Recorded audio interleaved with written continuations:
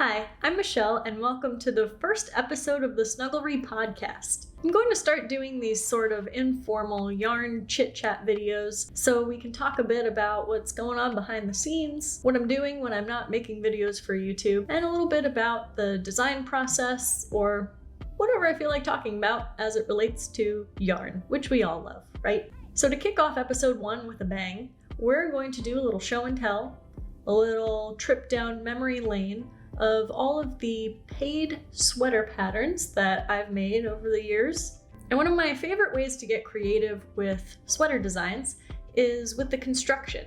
You'll find that with all of these designs, they're not constructed like most crocheted sweater patterns you'd find, where it's like a panel, seam to a panel, each sleeve is a panel. I find that kind of boring, and it's not the way that I like to crochet. So let me show you an example. This is the crocheted velvet tunic pattern. Don't mind the little stragglers here. When I'm making something for myself, I usually don't bother weaving in the ends because lazy.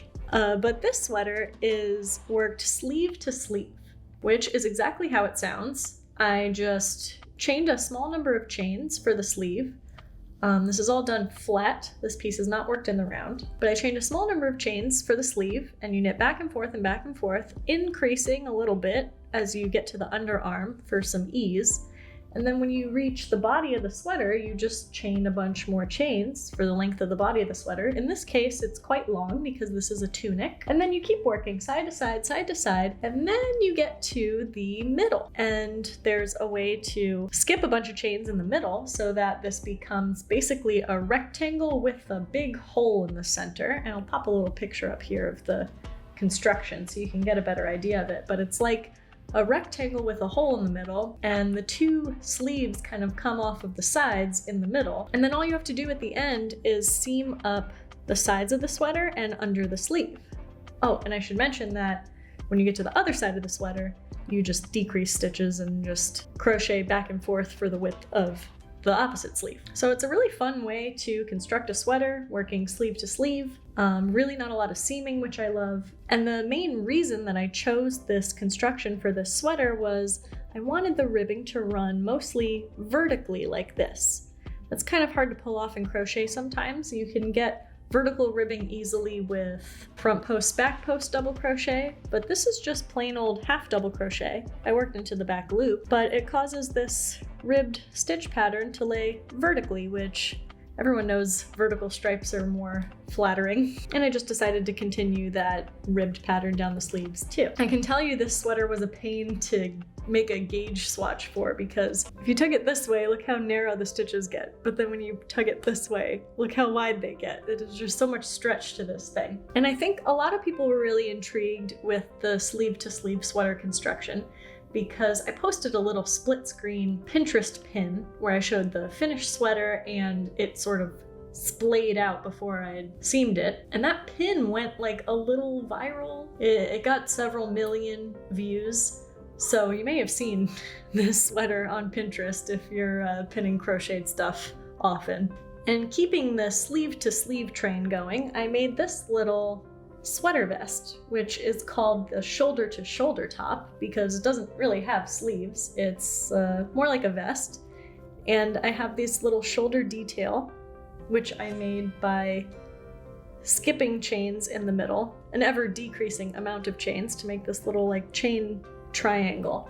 And when you're wearing it, the chains just kind of drape over your shoulder, all drippy like. It's really pretty. And something that I went for with this top is you'll see when I hold it up like this, the back sits up higher than the front. Do you see that? It's not symmetrical like this. When like the bottom is perfectly aligned, the top is slightly asymmetrical like this. The back sits up higher than the front. And this was a fit choice. I did this by carefully choosing where I put the hole in the center of the rectangle that makes up this piece. The hole in the rectangle is not perfectly centered. It's shifted down a little bit, and that makes the neckline hang down. And that's because we're kind of shaped like that, especially if you have posture like mine. Your head kind of sits in front of your shoulders. It's not like straight up and down. Your head sits in front of your shoulders a little bit. So If you have a perfectly symmetrical neckline, you'll notice it kind of like chokes up on the front and it will hang down in the back a little bit because we're not symmetrical. So by having the neckline sit down in the front, it just makes for a very easy, comfortable V-neck, and I think it fits quite well. This one is also half double crochet through the back loop, getting this lovely, flattering, vertical ribbing pattern that I'm just always trying to figure out how to pull off in crochet. And then I just added a little border at the bottom. A really impressive looking, but actually not that difficult to crochet top that is super wearable. I wear it all the time. And you're probably going to start to notice a theme here with this next one.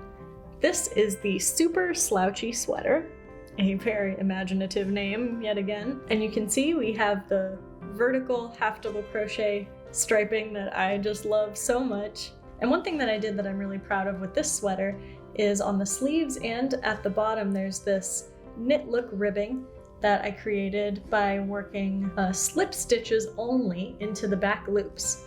And it looks just like 1x1 rib in knitting. Isn't that beautiful?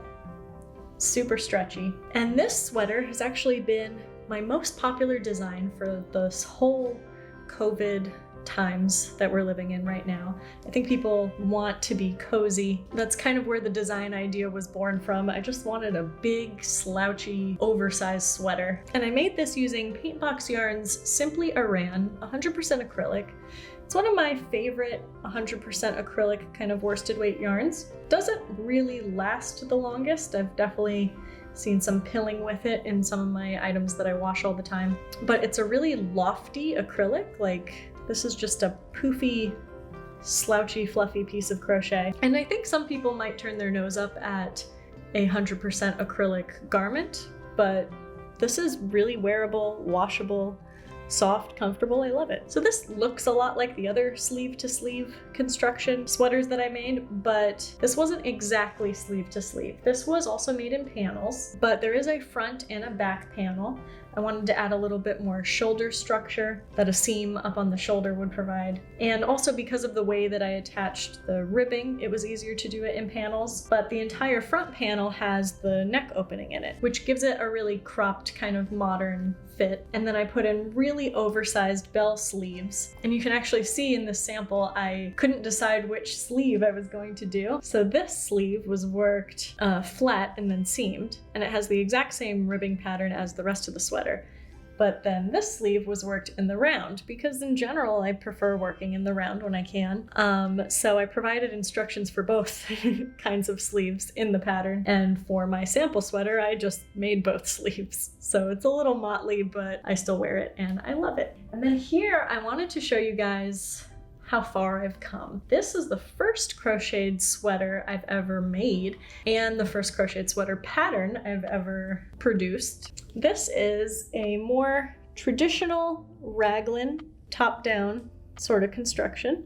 You can see there's raglan increases here from the neckline to the underarm. And I did a little Fair Isle pattern in the middle and on the sleeves here. And while I love this sweater, it still fits very nice. It has a really relaxed, oversized armhole. It does have that perfectly symmetrical neckline that, like I explained earlier, causes the neckline to sit pretty high on your chest and sit a little bit lower in the back, which can get a little annoying. And then on this sweater, I didn't know how to do back loop slip stitches yet when I made this pattern.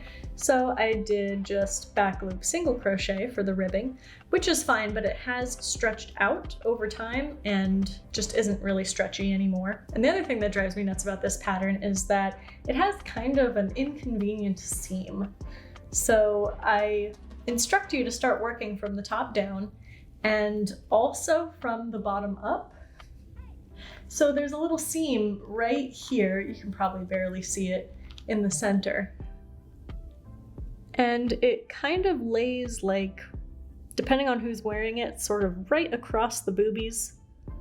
But the seam that I instruct everyone to use in the pattern is very stretchy and pretty seamless looking. So it's not a huge deal. I've never gotten any complaints about this pattern. People seem to really enjoy it. But I could complain about it all day because it's one of my first designs. So all I see is, you know, what my past self did and what my current self would do differently. If I could make this pattern again, I would have the whole thing be from the top down.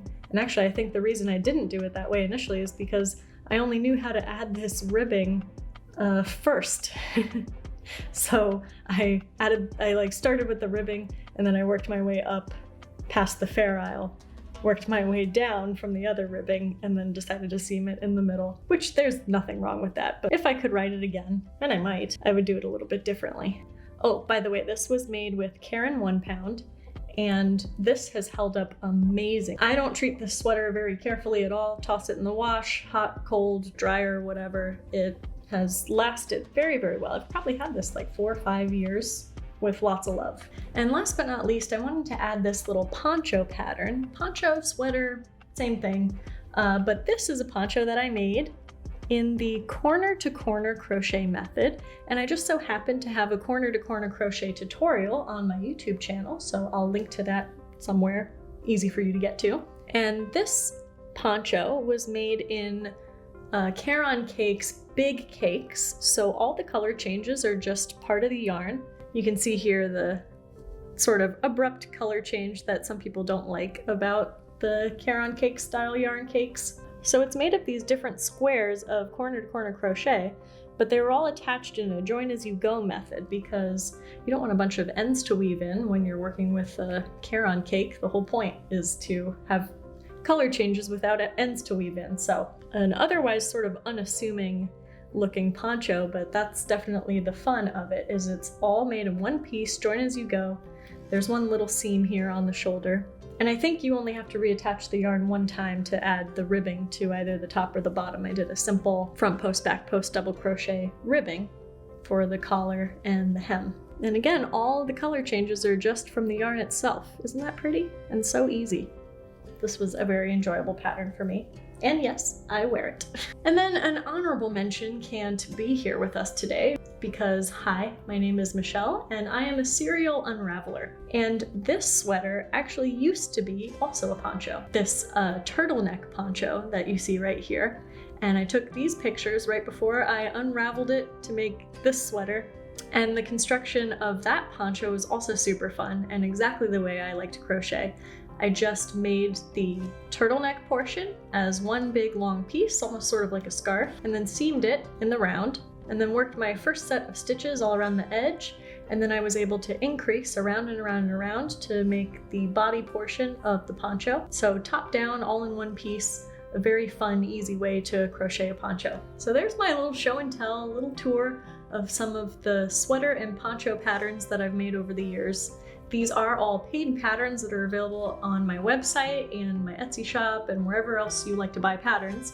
So I'll have links to all of those down below if you're interested. And I hope that these have inspired you and maybe broaden your horizons a little bit about different ways that you can crochet garments that you'll actually wear.